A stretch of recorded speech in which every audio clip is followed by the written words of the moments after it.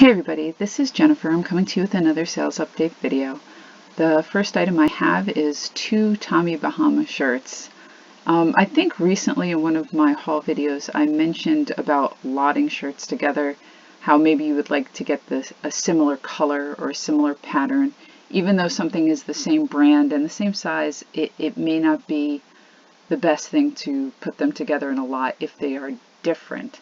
A good example are these two shirts. I had them such a long time, I really didn't know what I was doing. Even though they're the same brand and the same size, you can tell one is a pattern, one is very, very plain. That alone might appeal to two different types of people. And also, one is all cotton, one is all silk. So if someone really just likes silk shirts, they're not going to really want the cotton one, or vice versa. So really, if you're lotting shirts together, you want to make them similar types. In my opinion, you want to make it a similar type of shirt as well as being the same brand and the same size. Also, the pictures are terrible. You can tell how old this is. It's just a very, very bad picture, especially this one, because I put a tan shirt on a almost tan background, and you can't even see it. So now I use a black background for anything that's a light shirt. You'll see it on a black background. Okay, so this I had for an extremely long time. I only paid $1 each for both of them.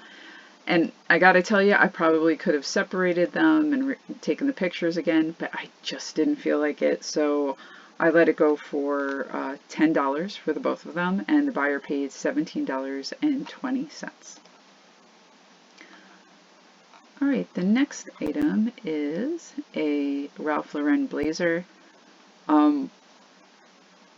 This was nice. I mean, it's a jacket really, but it's like a blazer style jacket. It was wool for women, and I paid way too much for it. I paid $9 for it because I actually liked it. You gotta be careful of that. When you see something and you really like it, you gotta be careful you're not paying too much for it, because it just might be that you like it, not that it actually sells well. I had it for a long time. I had it probably for about well over 6 months, and it finally sold for $25, and the buyer paid $32.20. Okay, the next item is a BCBG Max Azria top. I just sold one very, very similar to this. I paid $3.50. It sold for $15, and the buyer paid $21.65. Okay, the next item is a Harley Davidson shirt. It's just a plaid shirt, but it was a nice size. It was 2XL. I paid $4.50 for this at the Goodwill. It sold for $22.94, and the buyer paid $30.14 with shipping. Okay, just in case. I almost pick up anything Harley Davidson for men specifically. I don't know if the women sell quite as well as the men's. They might. I'm just saying you may want to look into it. I have 2 pairs of jeans on right now, and I haven't had any offers on them or anything like that, so I don't know enough about the women's, but the men's sell pretty well. Okay, this is, sorry, my computer's acting a little weird. This is men's Cole Haan driving loafers. Now, if I have it correct, when it has a back like this, like where the tread goes up over the back of the heel like this, I think they're called driving loafers. But double check that. I'm pretty sure that's the case. I paid $7 for these. They sold for $29, and the buyer paid $40.65 with shipping. And the next item is a Brooks Brothers tie. It was from Audubon Society. It had ducks all over it. I picked this up for $1.75 at the Salvation Army. It sold for $9.99, and this was on an auction. It wasn't a buy it now.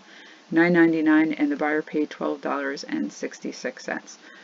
So I heard that it's good to have some auctions. I think even eBay recommends auctions. I'm pretty sure they said 1 for every 100, or it was like 10 for every 1,000, which is the same thing. So for every 100 auctions you have, you should have like every 100 buy it nows you have, you should have one auction. I don't know if that was an old post, but you know, it can't hurt. The auctions are basically free when you run them, so it's really not costing you much. So I've been picking up ties and putting ties on auctions. If they don't sell after a while, because the auctions for me get less recognition than the buy it now. I've actually switched ties off of auction when they haven't sold, put it on a buy it now, and I've sold it on the buy it now the first time out. So it's really odd, but hey, you know, if they recommend that you do it, it's no big deal. It's very easy to do a tie, so I've been doing it, so hopefully it is helping. The next one is, let's see, it's another Brooks Brothers tie. This was out on an auction. It cost $1.75. It sold for $9.99, and the buyer paid $12.66 with shipping. And this is a pair of Eddie Bauer convertible pants. Basically, the legs zip off, and you have shorts. They were new at tags, and there's the tag. And all the pants, whether they're new or they're a great brand or they're a horrible brand, it doesn't matter. All the pants at the Goodwill are $4.50. The jeans are $5.50. So I paid $4.50 for these. They sold for $23.99, and the buyer paid $28.28. Okay, yeah, sorry my computer's doing that, but I'm just going to keep going. This is a pair of Allen Edmonds. I'm going to show you something with these because I keep saying look up that number. You know, there's a number, normally there's a style number in shoes, and very quickly you can always Google the name of the shoe with the style number. Now say you picked up these shoes, it says Allen Edmonds, and there's no real other information other than they're Allen Edmonds, and say you don't know that this shoe is a saddle shoe, that this style of shoe is a saddle shoe. So all you have to go by is the fact that it's an Allen Edmonds shoe. So, and you want to put as much information in your title and have great keywords, and you want to have a very good description. So what do you do when you're really not sure? If you go into the shoe right here, you will see like there's the size and there's the width, and here's 7551. Now that should be the style number. So if you go to Google and you type in Allen Edmonds 7551, here all this information comes up. And if you look at all these titles, this is Allen Edmonds Brown Canfield saddle shoes. Each one of these says it's saddle shoes. Now I clicked into these before, let me see, and most of the pictures are gone. So I couldn't compare it, even though they're saying here's the style number. So most likely this is a Canfield shoe. So if I go to, whoops, go over here. If I go to eBay and I go to closed auctions, and then having the information of a Canfield shoe, I type in Allen Edmonds Canfield shoe, and then I get, here you go. Oh, look at that, it's the shoe that I have. So now I know that this is the name of this particular shoe.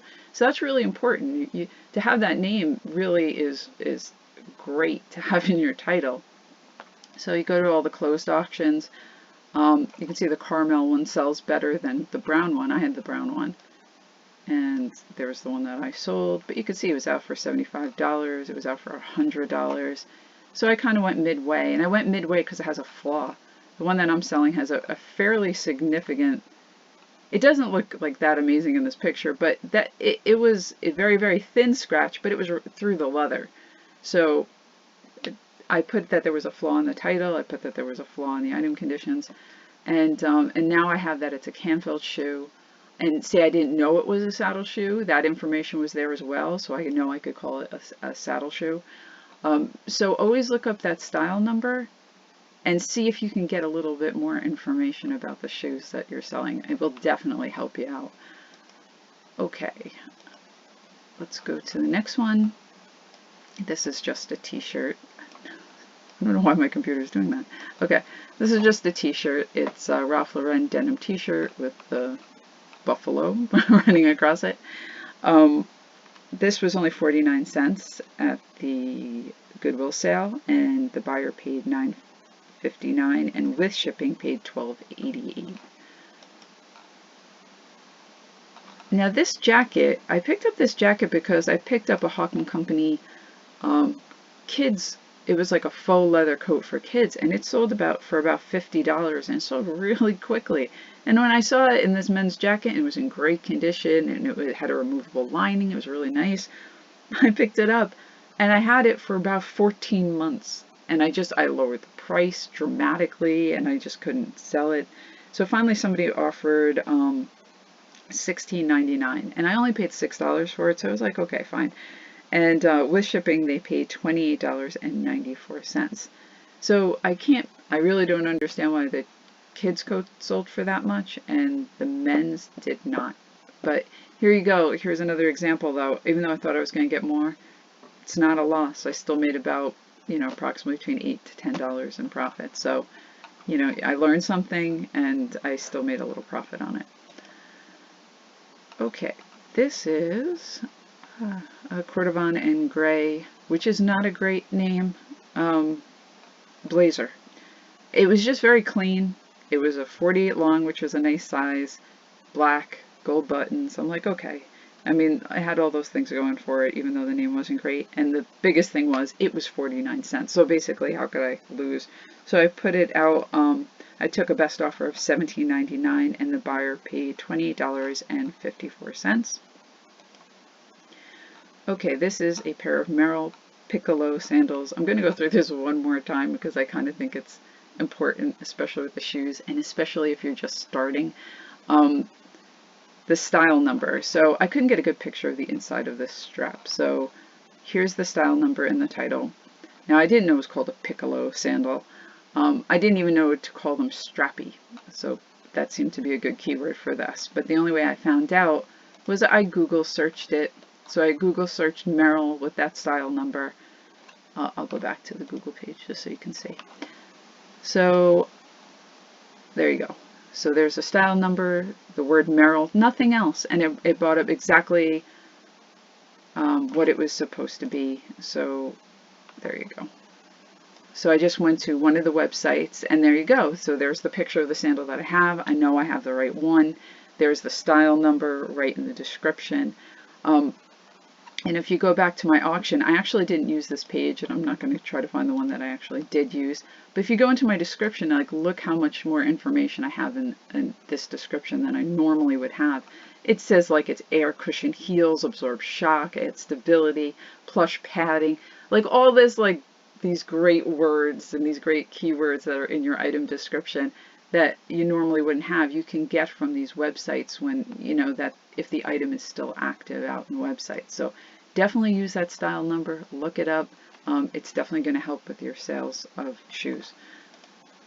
Okay, and here is a pair of Clark's Mules. Oh, did I go through what I paid for this? I'm so sorry. I paid $4 for these. That they sold for $23.99 for the Merrells, and the buyer paid $30.64. And this is a pair of Clark's Mules black leather shoes.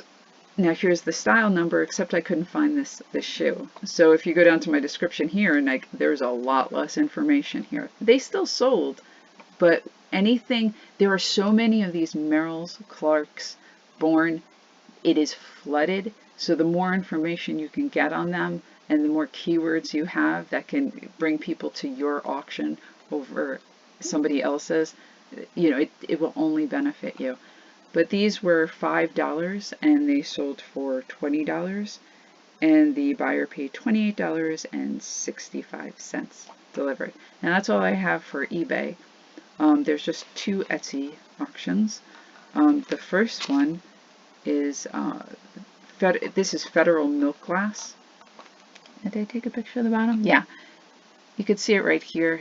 The F is right there. Now that would stand for I believe this is correct. It's Federal Milk Glass. So you can just Google basically the logo for the Federal Milk Glass, and it will show you. This is a Phillies mug, and it's from the 70s. And so you want keywords like baseball, mascot. You want to put the Federal Milk Glass in your title. This was only 49 cents. It sold for $14.99, and the buyer paid $21.93. And the last item is, now this was a challenge. I picked this up at a church sale, and this is basically a 10-inch plate, and it's hammered brass. I don't know if you're going to be able to see this, but I had no idea what this design was. It wound up to be an Inca calendar, a Mayan calendar on a brass plate. But I'm telling you, it took me forever. When you do not have the correct keywords to go searching for a brass plate, I mean, I was putting hieroglyphics, I was putting like all these, like trying to find out what this was such a challenge because I had no idea. Like, I'll show you the center of it.